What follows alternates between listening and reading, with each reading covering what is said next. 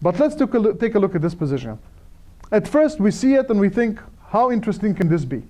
Each side has a pawn on his 7th rank, and each side has the rook both attacking the opponent's pawn and defending his. The white king is on c8 blocking his pawn, and the black king seems to be free roaming on a6. However, in this position, white wins. And believe me, if you haven't seen it before, there is no way you're going to figure it out. It's just so tricky. It's really, this is called Lasker's maneuver. Emanuel Lasker had come up with this idea. Really very, very clever. So let's try to understand what happens. I can tell you one thing. If it's black to move, then he draws. Why? Because he can play king a7, for example. Put his king on a7. The white king can never show itself because I'll always check you. Even blocking is not a solution because I can just take and I have my own pawn to queen. It's not like that this is just a lone pawn versus nothing.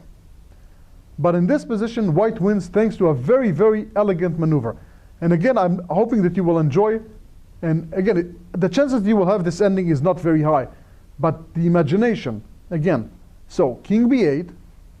I'll have to move the pieces, sorry. King b8. I'm simply threatening to queen the pawn. What is black's only move to avoid this disaster?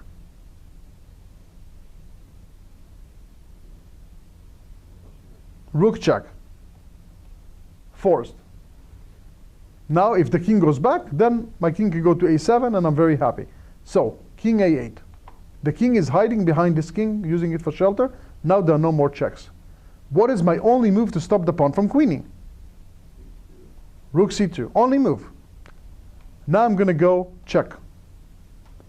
Now, realize that if the king goes ever to the b file, then my king goes to b7 and you have no checks. I'm going to queen my pawn and win it. So you always have to play king to the a file. You can go king b6 or king b5 and I'm just winning. So king a5. Now white plays king b7. What's my idea? Queen. What is your only move? You must check me. You don't have any fancy ideas. And again, I'm behind the king. My idea is to queen. We already know that the only move to stop it is rook here. And once again, we check.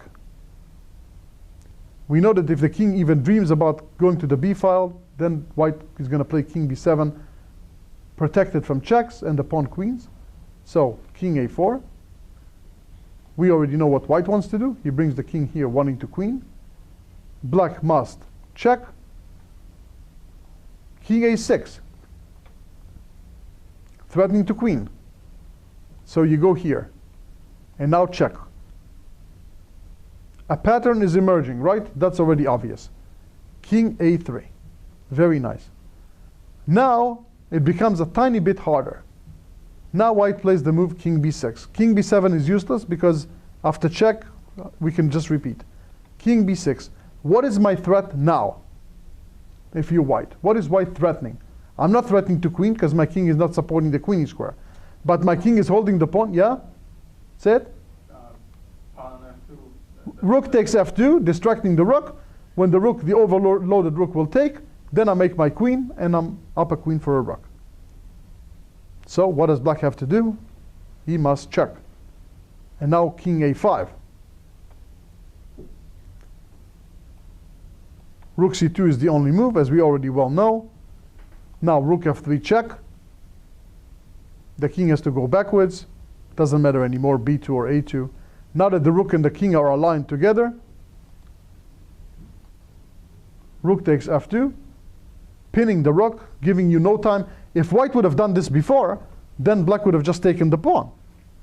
But that was the idea of pushing the black king all the way to the 7th rank so that he is lined up with the rook to a skewer, and then we skewer, and after rook takes, we queen, and white is winning. The only way to win, but a pretty efficient one. Very, very nice. Any questions? You guys are looking a bit in shock. When I saw it first, I was also in shock. It's very, very, it's an amazing maneuver. Okay, guys. In closing, I'm going to show you one last position that was really, really one of the most beautiful compositions. I'm really, really infatuated with it, I have to say. And we have this position. Okay, obviously a composition, not from a real game. When you first look at the position, if you just saw it in a diagram or in a newspaper on adjacent board to your game, you think that white is just wasting his time. Black is about to make a new queen right here. The knight, even with a chopper, can't stop it, right? It's like, it looks over. So, bye-bye. Why is white playing on? But believe it or not, the requirement of this composition is white to move and draw.